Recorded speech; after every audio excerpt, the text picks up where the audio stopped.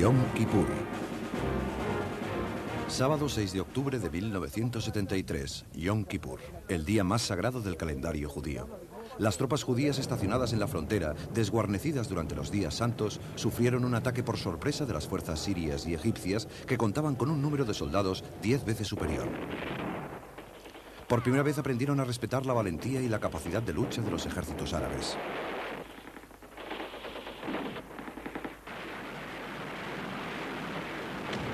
Particularmente las tropas egipcias, que se abrieron camino luchando en el Canal de Suez, donde obtuvieron un éxito espectacular y se enzarzaron luego en la batalla de tanques más grande y más cruenta del mundo desde la Segunda Guerra Mundial. Fue una guerra en la cual la tecnología militar más reciente hizo cambiar las tácticas convencionales, transformando las teorías comunes de la guerra moderna. Los sistemas de alta tecnología de los misiles soviéticos midieron sus fuerzas con la superioridad ya establecida de las fuerzas aéreas israelíes y dificultaron sus misiones de apoyo en tierra durante las primeras horas de la guerra. En tierra, la aparentemente invencible armada israelí tuvo que hacer frente a una nueva generación de misiles antitanque dirigida por una infantería árabe muy bien entrenada, que no tenía nada que ver con los soldados que hicieron las campañas de 1956 y 1967. La pregunta que todos los israelíes hacían entonces era, ¿por qué estaban tan mal preparados? La respuesta está en la apabullante victoria israelí de 1967. Entonces el factor clave habían sido aquellas 3 primeras horas del 5 de junio, cuando el poder aéreo israelí prácticamente borró del mapa todas las fuerzas aéreas de los árabes. En aquella ocasión, el impacto de la supremacía aérea transformó el curso de la guerra en tierra.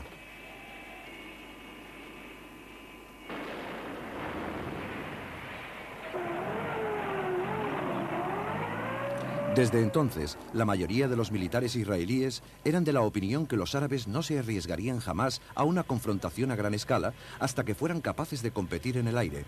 En 1975, las fuerzas aéreas árabes eran lo suficientemente potentes como para enfrentarse de nuevo. De todas formas, la derrota había sido tan flagrante que los líderes de los países árabes se vieron sometidos a una gran presión en sus respectivos países para intentar un nuevo enfrentamiento. Los altos del Golán de Siria, la franja oeste de Jordania y la península egipcia del Sinaí les recordaban constantemente la humillación sufrida en 1967. El rey Hussein, que había perdido una parte considerable de territorio jordano en la guerra contra Israel, no podía permitirse otra confrontación. Israel todavía estaba en inferioridad de condiciones en lo que respecta a un número de soldados, de tanques, aviones y misiles, comparado con los contingentes reunidos de Siria y Egipto. Estas fuerzas también debían cubrir 2 frentes distintos. Desde la pérdida del Sinaí en 1967, los egipcios se habían concentrado en la defensa de la orilla oeste del Canal de Suez, la Cisjordania. Los israelíes sabían por experiencia que el control del desierto dependía de los 3 desfiladeros que cruzan la cordillera montañosa más allá de su cuartel general del Sinaí, en Bir Gifgafa.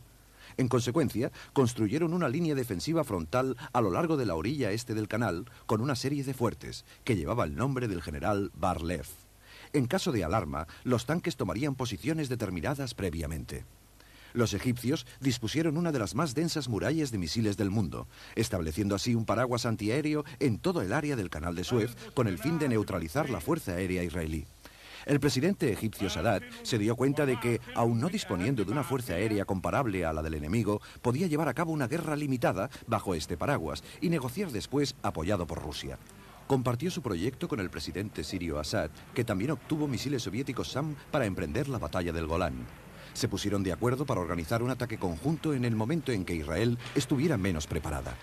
El ministro de Defensa egipcio, general Ahmed Ismail, fue el comandante en jefe de las fuerzas conjuntas de Siria y Egipto. Negoció con los rusos para contar con apoyo armamentístico. Colaboró con él su jefe de Estado Mayor, general Shad el-Shazli, que era una figura carismática que había dirigido una brigada de paracaidistas de élite en el Sinaí en 1967. Acabó con la imagen de playboys del Cairo que se tenía del cuerpo de oficiales egipcios e inició un riguroso entrenamiento. Sus preparativos fueron minuciosos. Estudió incluso viejos registros de la Compañía del Canal de Suez para comprobar el régimen de mareas. Pero fue despedido discretamente a mitad de la guerra, después de oponerse a Sadat a propósito del papel que debía cumplir la reserva blindada en un momento crucial. Por parte israelí, el ministro de Defensa Moshe Dayan era una fuerte personalidad que había controlado los asuntos de defensa durante años. Su coraje y su talento fueron ampliamente demostrados durante la campaña del Sinaí en 1956. Pero en esta ocasión no dio la talla. Desde un primer momento estuvo invadido por las dudas y se mostró pusilánime, sin voluntad para tomar responsabilidades en situaciones militares decisivas. Después de la guerra, fue duramente criticado por la falta de preparación del ejército israelí. El general Dayan describió el canal de Suez como la mejor trinchera antitanque del mundo. Calculó que se tardarían 24 horas en tender un puente a través del canal y sortear los bancos de arena que los israelíes habían construido a lo largo del canal, que en algunos puntos alcanzaban los 18 metros. Un tiempo más que suficiente, según él, para que la reserva blindada, esperando en la retaguardia del Sinaí, apoyara los fuertes a lo largo de la línea Bar-Lev. Los 600 israelíes que guarnecían los fuertes de Bar-Lev se habían relajado un tanto. Los egipcios habían estado haciendo ejercicios regularmente durante meses e incluso construían nuevas instalaciones, presumiblemente para matar el aburrimiento. Pero todo eran distintos aspectos de un plan meticuloso que haría de la travesía del canal una hazaña militar de tintes épicos. Aquel octubre, los fuertes de Bar-Lev fueron ocupados por los reservistas de la Brigada Jerusalén en su servicio militar anual. Descubrieron la razón de aquel trabajo de construcción de los egipcios a las 2 de la tarde del día 6. Aparecieron rampas para tanques frente a sus posiciones. Los tanques se unieron a unas 1000 piezas de artillería en su ataque a la línea Bar-Lev, descargando toneladas de explosivos al tiempo que lanzaban un ataque aéreo sobre posiciones israelíes en el interior del Sinaí. Fue el principio de una operación técnicamente brillante que volvería a dar credibilidad a los ejércitos árabes. Los egipcios estaban tan orgullosos de su operación que meses después su tercer ejército realizó un simulacro de todo el ejercicio para las cámaras. Cientos de máquinas inundaron de humo la Cisjordania y el canal. Camuflados por el humo e invisibles para los israelíes, 8000 soldados egipcios empezaron a cruzar el canal en botes neumáticos, desembarcando en puntos intermedios entre los fuertes. En 1971, los israelíes habían experimentado con un método de echar petróleo en el canal desde un subterráneo, convirtiéndolo en una muralla de llamas. Los egipcios no se arriesgaron. La noche anterior, un grupo de hombres rana había bloqueado las tuberías que iban a dar al canal.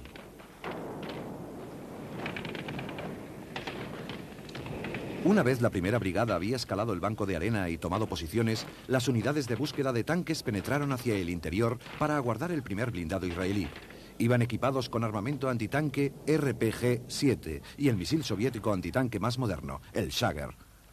Empaquetado en una maleta, podía montarse en breves minutos. Su sistema de guía de alambre con un alcance de 2.700 metros exigía una gran valentía y habilidad por parte de los operadores.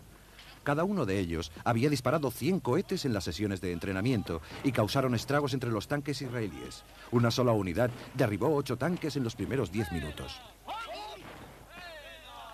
Con la defensa de tanques en su lugar y la llegada de equipamiento pesado, la segunda fase de la operación podía empezar. Una serie de grupos con la misión de despejar las defensas israelíes empezaron a actuar, allí donde la Brigada Jerusalén estaba repeliendo el ataque después del choque inicial.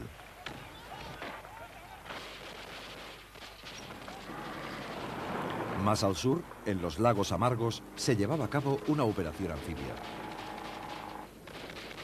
Los tanques y camiones de tropas del Tercer Ejército transportaron más hombres al Sinaí. Imitando las tácticas israelíes, transportaron tropas en helicóptero por detrás de las líneas defensivas y la 130ª Brigada Naval tenía órdenes de reunirse con ellos en el desierto. Fue el único fracaso de toda la operación. Los israelíes derribaron 14 helicópteros llenos de soldados y los supervivientes poco pudieron hacer.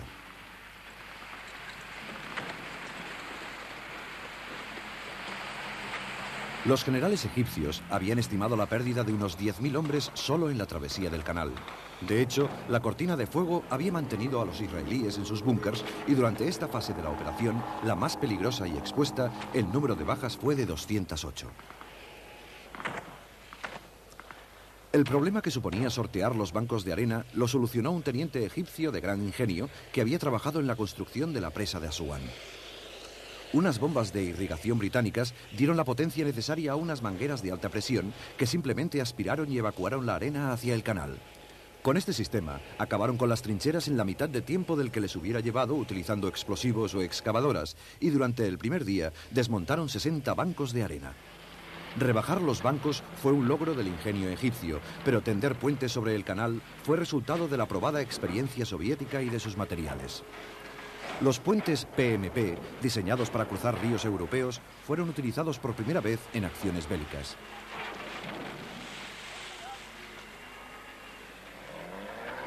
Los pontones seccionales podían unirse unos a otros en cuestión de minutos. En su día, las guarniciones israelíes dijeron que los puentes crecían a través del canal como brazos extendidos. Había otro sistema soviético para cruzar que era todavía más rápido.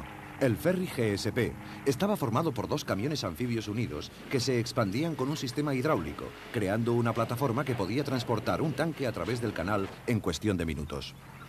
El equipo del general Shadley había planeado la operación de cruce del canal hasta el último detalle, con 2 objetivos prioritarios: sorpresa y velocidad.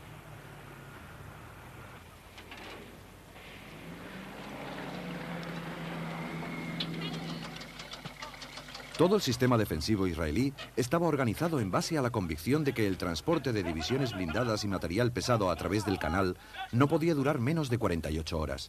Estaban convencidos de poder frustrar cualquier ataque en este lapso de tiempo. Sin embargo, en 10 horas, los egipcios ya habían montado 10 puentes y había 500 tanques en la orilla este. En 24 horas, 2 divisiones blindadas habían cruzado el canal.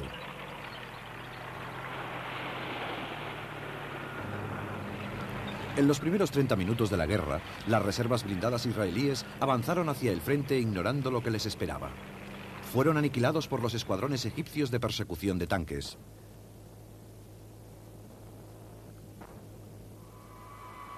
Inevitablemente, la guerra aérea fue la respuesta inmediata de los israelíes, sobrevolando el paraguas de misiles para detener la travesía en vez de concentrarse en primer lugar en los puestos de misiles, tal como se suponía que harían.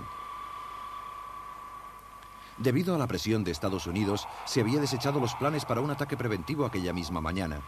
Israel perdería el apoyo necesario si era vista como el agresor. Moshe Dayan tuvo que explicarlo ante una nación confundida.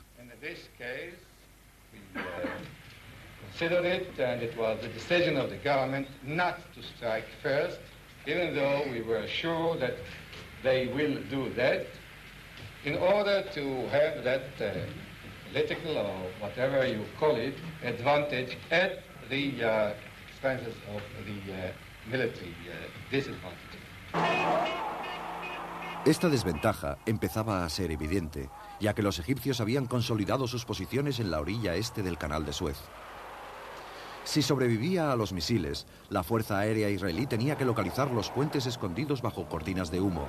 Incluso si eran bombardeados, la construcción por secciones facilitaba su reparación y podían ser transportados fácilmente sobre el agua a otros puntos de cruce. Las tropas egipcias estaban satisfechas de sus logros. Habían desbaratado los primeros contraataques exactamente según el plan urdido y ahora iban tomando posesión de los fuertes de la línea Bar-Lev uno por uno. Pero no todos cayeron fácilmente.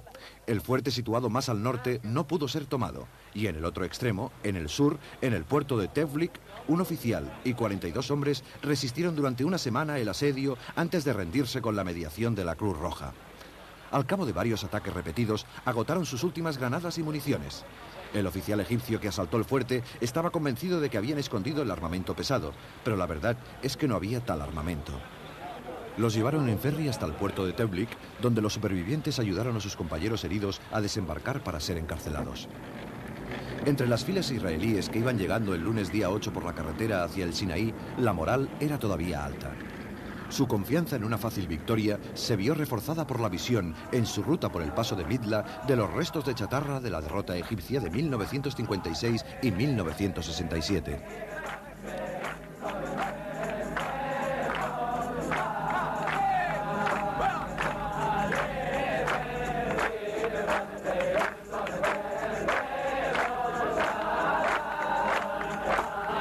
Pero este sentimiento dejó paso a la desolación cuando se percataron de lo que estaba ocurriendo y del número de bajas sufridas.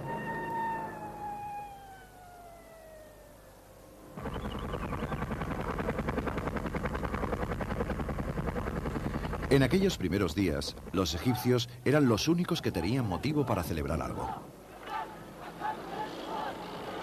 Este campo de batalla se hallaba en el desierto remoto. Como contraste, el frente del norte estaba lo suficientemente cerca de los centros israelíes más importantes para que los observadores sirios pudieran localizar fácilmente sus objetivos. Aquí, los altos del Golán estaban solo a 27 kilómetros.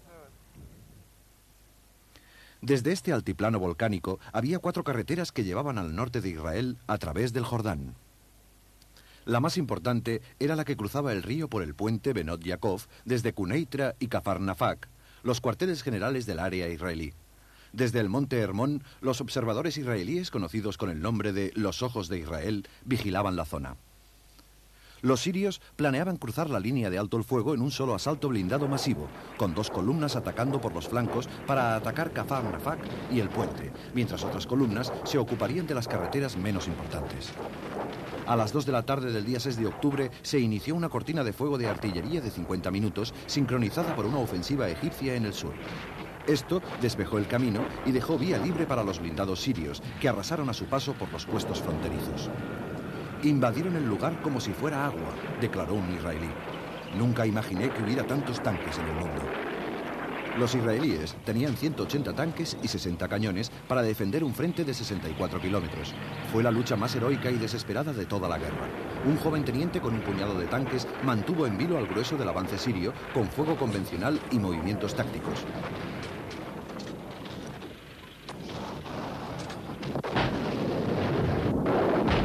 La artillería móvil también resultó efectiva.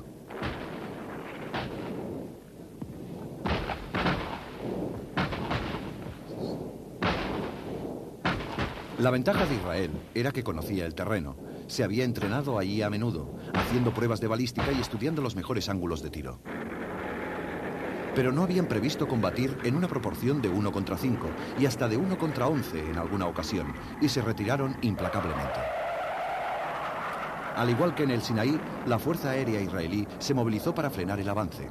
Pero incluso a vuelo rasante se pagó un alto precio al aceptar el reto de las baterías SAM. En un fuego cruzado en el aire de efectos letales, los SAM-6, SAM-7 y la artillería antiaérea derribaron 40 aviones la primera tarde. Pero los israelíes adaptaron rápidamente sus tácticas, volando bajo sobre el Jordán para sorprender a los sirios en el flanco y evitando así un gran número de baterías de misiles. Los restos de los vehículos sirios abandonados a lo largo de la carretera daban testimonio de su eficacia. En algunos lugares, la tierra quemada y ennegrecida era la prueba fehaciente de que, como los americanos en Vietnam, estaban usando napalm. Domingo, segundo día, los reservistas israelíes se despliegan en el sector sur en tanques Sherman de la Segunda Guerra Mundial modificados. Sus oponentes fueron los T-55 y los T-62, los tanques soviéticos más recientes en aquel momento. A pesar de estar a una distancia tecnológica de 30 años, destruyeron un número mayor de sirios, aunque tuvieron que pagar un precio. Las 2 brigadas israelíes del frente fueron prácticamente arrasadas, pero habían ganado tiempo para el ejército civil. La movilización había empezado un día antes y muchos no esperaron para el santo y seña. Agarraron sus equipos y se dirigieron a los frentes, en camiones, coches y autobuses. Un pelotón llegó a conducir una camioneta de transporte de leche hasta el frente del Sinaí. La primera ministra Golda Meir expresó el sentir de su pueblo. Small as it is, surrounded as it is by enemies, has decided to live. And if we have to pay the price for living, we have to pay it. This is not a people that can give in. Los primeros refuerzos que iban llegando desperdigados al Golán eran enviados de inmediato hacia el frente. La situación era tan desesperada que no había tiempo para una respuesta coordinada. En el sur, los sirios estaban ahora a solo 10 minutos en tanque del puente Benot Yaakov. El lunes por la mañana, a las 36 horas del inicio de la guerra, las carreteras hacia el Golán estaban atascadas de tropas y material bélico. Al aproximarse a los altos, se arriesgaban a recibir fuego de artillería desde el monte Hermón, que había caído en manos de los comandos sirios en las primeras horas de la guerra. Totalmente movilizado, ahora el ejército israelí empezaba a cambiar la situación. Las bajas habían sido numerosas. La defensa del Golán les había costado 250 hombres en los primeros 2 días. Un pequeño ejército no podía seguir permitiéndose este volumen de pérdidas, y a partir de entonces fue una prioridad al procurar sufrir el mínimo posible de bajas. Ahora confiaban sobre todo en la artillería para desalojar a los sirios.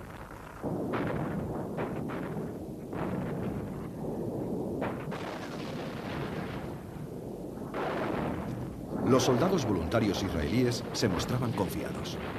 I think that we already are going to finish the war. They got the nice kick down, and we hope to be at the weekend at home. No resultó tan fácil. La resistencia siria se mantuvo inamovible en su retiro a pesar del gran número de bajas sufridas. Los israelíes, en su avance, contaron 500 tanques entre la chatarra esparcida por los altos. Al norte de Quneitra, las columnas sirias se habían visto reducidas debido a los campos de minas y la excelente 7ª división blindada israelí no desperdició la ocasión. Bautizaron aquella zona con el nombre de El Valle de Lágrimas. Abandonados entre la chatarra había camiones Sager soviéticos nuevos con capacidad de lanzamiento para 6 misiles. La infantería mecanizada israelí acabó con los focos de resistencia, rodeados por los blindados, y el miércoles día 10 el comandante en jefe israelí, general El-Azhar, informó de los avances israelíes. I am glad to tell you that we managed to push almost all of the Syrian forces to the ceasefire line. Now in the middle of the battles, we continue our counterattack.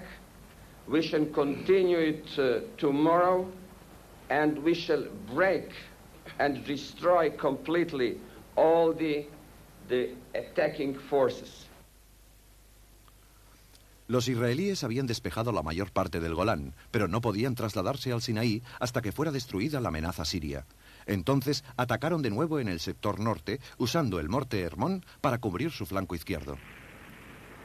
Cruzaron la línea de alto el fuego hacia el interior de Siria el día 11 y tomaron la ruta más corta hacia Damasco. 2 días más tarde estaban a 27 kilómetros de la línea de alto el fuego y solo a 40 kilómetros de Damasco. Los reservistas sirios ofrecieron mucha resistencia desde sus líneas defensivas y los israelíes tuvieron que combatir con dureza durante todo el viaje. El presidente Assad, viendo su capital amenazada por la artillería israelí, instó a los egipcios a lanzar un ataque en el Sinaí para aliviar la presión que sufrían. Los MiG sirios se unieron a la defensa desesperada, lanzándose en picado sobre las columnas situadas en el flanco izquierdo, cerca del Monte Hermón.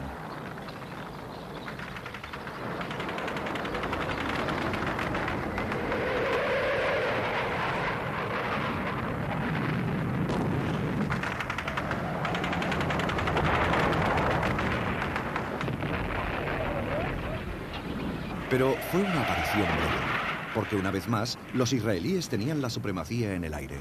Los MiGs no podían competir con los Phantoms en combate aéreo, y una vez destruido el grueso del sistema de misiles sirios, se dedicaban ahora a atacar objetivos por todo Siria, desbaratando así el sistema aéreo soviético de suministro militar.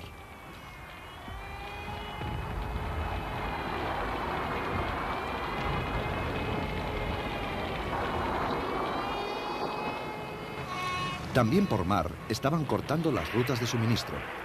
En la primera batalla árabe-israelí de la historia de misiles navales, barrieron prácticamente la fuerza naval siria. Y los soviéticos se vieron obligados a mover su flota para mantener abiertos los puertos sirios. Los americanos respondieron reforzando su 6ª flota, un toque de atención bastante claro contra una mayor injerencia soviética. El mundo árabe también acudió en ayuda de Siria. Entered Syria and have been heavily engaged in action throughout yesterday. 4.000 hombres de la 40ª Brigada Jordana combatieron junto a una división blindada iraquí, atacando el flanco sur, pero la coordinación entre ellos resultó complicada y ambos sufrieron muchas bajas en manos de los israelíes.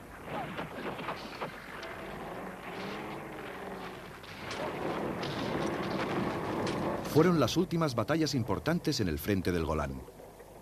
El avance israelí continuó por la carretera de Damasco hasta encontrarse con la principal línea defensiva alrededor de Sasa. Ahora, con la artillería apuntando al sur de Damasco, los israelíes no cedían terreno y empezaron a mandar tropas al frente del Sinaí.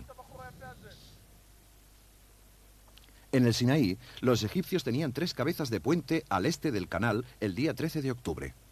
Los habían extendido a través del canal, pero solo a lo largo de 16 kilómetros. Sin embargo, los egipcios mantenían la confianza. Habían logrado la mayor parte de sus objetivos. Estaban bien atrincherados detrás de una cortina de misiles antitanque y antiaéreos, y a su alrededor estaba la evidencia de los daños que habían infligido a los contraataques israelíes. Todo lo que tenían que hacer ahora era esperar el alto el fuego, según los planes. Pero Sadat había cambiado de opinión. Siguiendo sus órdenes expresas, las 2 divisiones blindadas que constituían la reserva principal en la orilla oeste empezaron a cruzar hacia el este, respondiendo a la llamada de Siria a la acción. Una vez finalizada la guerra, el general Shazli declaró que durante 2 días se había opuesto a esta operación, temiendo dejar desprotegida la orilla oeste, pero finalmente Sadat se lo había ordenado directamente y obedeció. Las 2 divisiones llevaron a cabo un amplio movimiento de ataque por los flancos para tomar Bir Gifgafa, forzando a los israelíes a concentrarse en el frente sur. Los israelíes estaban preparados, los tanques y la infantería aguardaban, y esta contaba ahora con los misiles americanos Chaum. Cuanto más avanzaran los egipcios alejándose de sus refugios antiaéreos, peores serían los daños que sufrirían desde el aire. Era precisamente lo que los israelíes esperaban y deseaban. A las 6 de la mañana del 14 de octubre empezaba la batalla más importante desde la de Kursk, en la Segunda Guerra Mundial. 2000 tanques en combate a lo largo de un frente de 160 kilómetros. Al caer la noche, los egipcios habían perdido 264 tanques, los israelíes solo 10.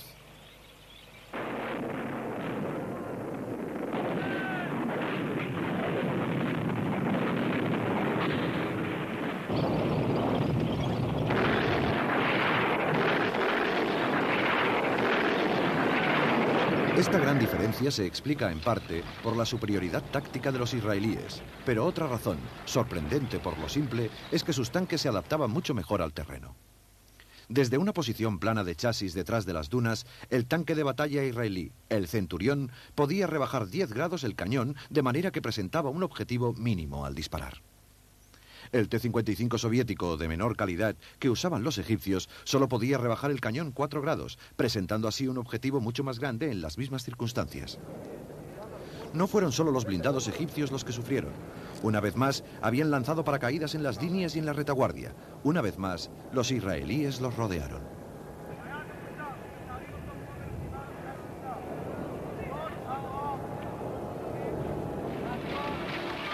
A pesar de la escandalosa derrota, el gesto del presidente Sadat de dirigirse a la Asamblea del Pueblo Egipcio el día 16 fue como una marcha triunfal romana.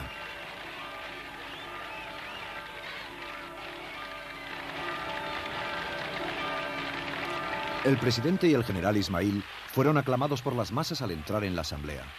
Habían dado una tremenda victoria al pueblo egipcio, devolviéndole su orgullo nacional.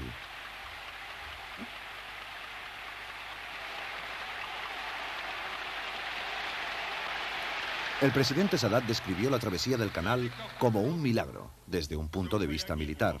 La nación podía sentirse segura. Ahora estaba armada con una espada y un escudo.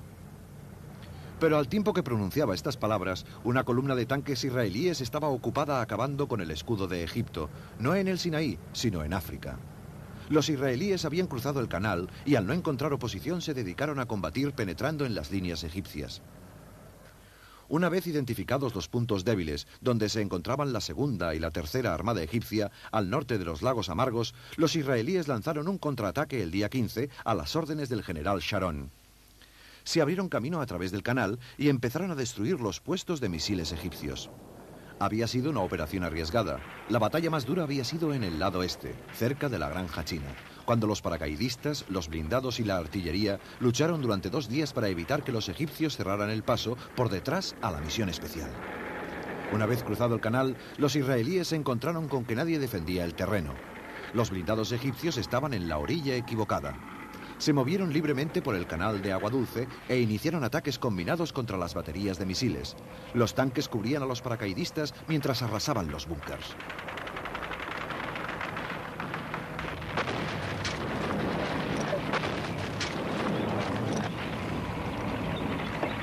Shadley estaba ahora en un momento crítico. Discutió a propósito del envío de blindados hacia el oeste, pero Sadat tachó la travesía de los israelíes de operación televisiva y en secreto cesó a Shadley de su puesto. Lo que finalmente convenció a Sadat de la gravedad de la situación fue el envío aéreo de material militar americano a Israel. Las pérdidas materiales eran enormes en ambos lados, pero él esperaba que los israelíes acordarían un alto el fuego mucho antes de agotar el suministro bélico soviético. Ahora se veía forzado a pedir ayuda a los rusos con el fin de que mediaran para un alto el fuego. Moshe Dayan se había mostrado contrario a la travesía desde un principio, pero rehusó tomar decisiones en ningún sentido. Le dijo a Elazar que él solo podía decidir en asuntos militares. Pero cuando se encontraron en el Sinaí el día 19, sabían que había llegado el momento de hablar.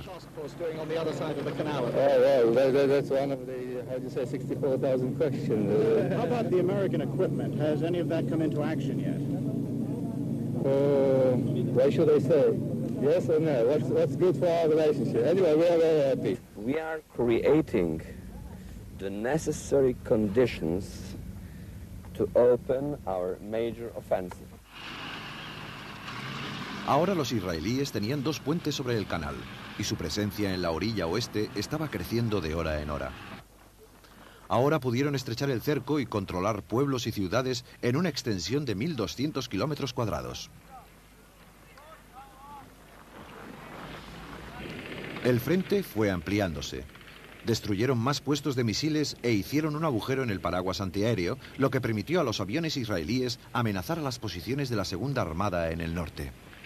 Aunque de forma tardía, la resistencia egipcia aumentaba en tierra y en el aire.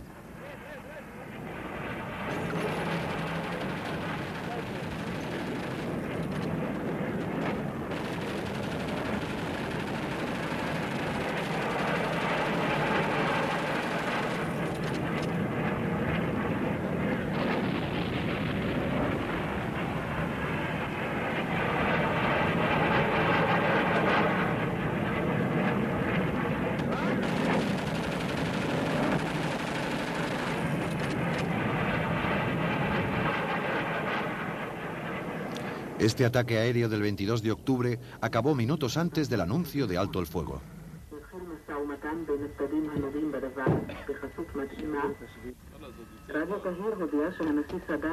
La satisfacción evidente de estos soldados no es compartida por todos los israelíes.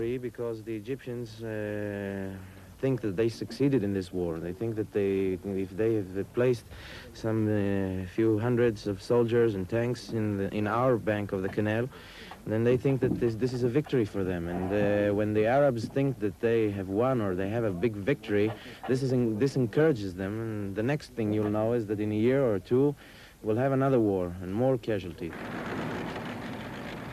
Pero el alto el fuego fue violado al cabo de pocas horas.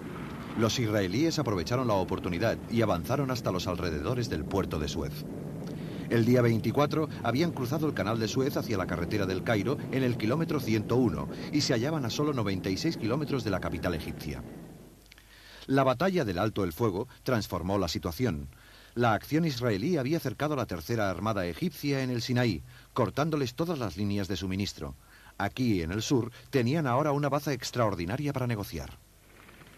En el norte, la brigada de élite Golani había lidiado una dura batalla para recuperar el monte Hermón y había perdido 70 hombres. 8 horas antes del alto el fuego del día 22, su gallardete ondeó en la cumbre junto a la bandera israelí. Ahora la bandera israelí ondeaba también en África. Cuando se puso en práctica el segundo alto el fuego, los dos ejércitos se observaron con cautela, a través del canal, desde sus posiciones. Esta vez las Naciones Unidas habían mandado tropas para hacer cumplir el alto el fuego y para organizar el tránsito de provisiones a través de puestos de control israelíes. Constituyó un cambio de rumbo considerable. El triunfo inicial de los egipcios se había vuelto en contra suya. Ahora todo un ejército dependía de la buena voluntad de los israelíes para sobrevivir. Ambos bandos habían perdido parte de su territorio, pero con el escudo de misiles medio desmantelado y 20.000 egipcios cautivos en el desierto, los israelíes gozaban del dominio de la situación. En el kilómetro 101 de la carretera del Cairo, por primera vez, una delegación egipcia llegó para negociar directamente con representantes de un país cuya existencia ni tan solo reconocían. ninguno de los presentes allí hubiera creído que este diálogo pudiera continuar o que, 4 años después, el presidente Sadat se levantaría para dirigirse al Parlamento israelí en el corazón del país contra el que había luchado con tesón para destruir.